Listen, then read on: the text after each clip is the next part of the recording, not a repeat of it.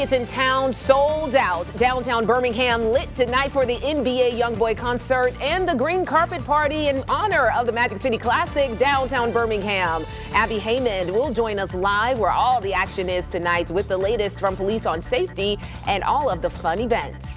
Alabama snap. All right, thanks, James. Well, lots of energy and excitement downtown Birmingham tonight as two major events happen down the street from each other. The NBA YoungBoy concert and the annual Green Carpet Affair in celebration of the Magic City Classic, both sold out. The BJCC and Birmingham Police both making security adjustments to prepare for the crowds.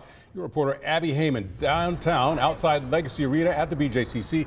And Abby, what's going on out there?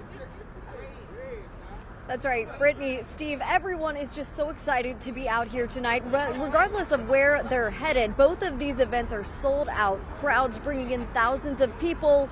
And with everything going on, safety and traffic concerns are at the top of everyone's mind.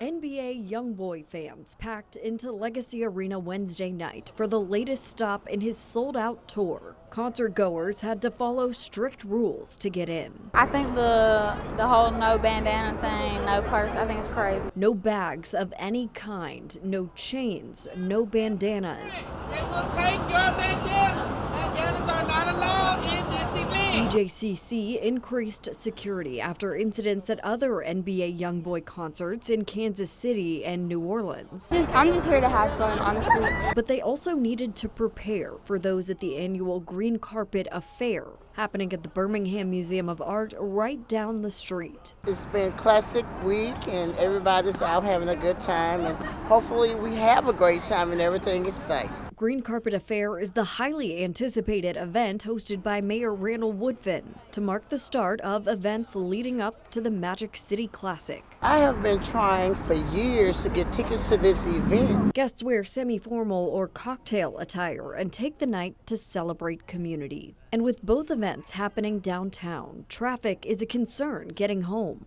But the city says they're prepared. We don't expect any issues with traffic, but we do have a plan in place to push everything out of the footprint as they're leaving, so we should be good to go.